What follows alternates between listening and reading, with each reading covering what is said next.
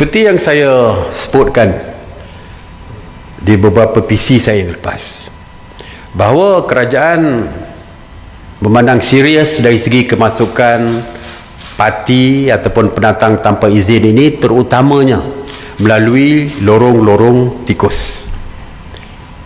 Ya, dan kita merasakan bahayanya apabila selepas hari raya nanti takut ada yang pulang, kerana polisi kita jelas. Polisi kita adalah apabila rakyat negara warga asing pulang ke tanah air mereka tidak boleh pulang semula ke Malaysia sewaktu PKP ini.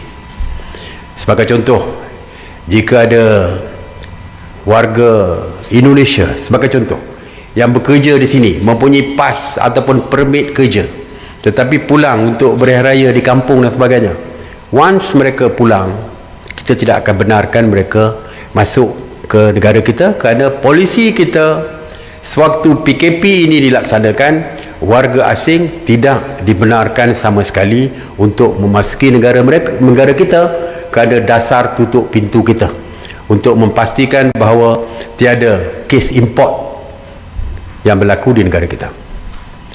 Walaupun itu yang kita membimbangkan kita, takut mereka menggunakan lorong-lorong tikus untuk masuk kembali ke negara kita. Oleh itu, operasi benteng ataupun ops benteng telah pun dilaksanakan, yang melibatkan Angkatan Tentera Malaysia, Polis Diraja Malaysia, Agensi Penguatkuasaan Maritim Malaysia, Agensi Keselamatan Sempadan Malaysia, yang melakukan operasi secara bersepadu bagi mengawal ketat sempadan negara, khususnya lorong-lorong tikus yang mungkin akan digunakan oleh warga luar, warga asing masuk secara haram melalui lorong-lorong tikus. Dari 1 Mei hingga semalam, seramai 327 parti dan 41 tekong telah pun ditangkap kerana cuba memasuki sempadan negara secara haram, terutamanya melalui lorong-lorong tikus yang saya sebutkan tadi, dan turut ditahan 7 individu yang disyaki sebagai penyelundup, dan 7 bot juga telah pun ditahan. Dia ada 2 konsep, ya. Yang dah masuk, terlepas masuk, kita akan tangkap dan dihantar ke balai polis lah, dia boleh ditangkap. Dan ada satu lagi adalah mereka yang belum lagi sampai merentasi kawasan sempadan negara, dan mereka ini akan diusir oleh agensi penguatkuasa kita. Setakat hari ini 86 parti telah pun diusir, 3 termasuklah 3 tekong dan juga 3 kapal yang diusir kerana cuba merentasi sempadan negara kita.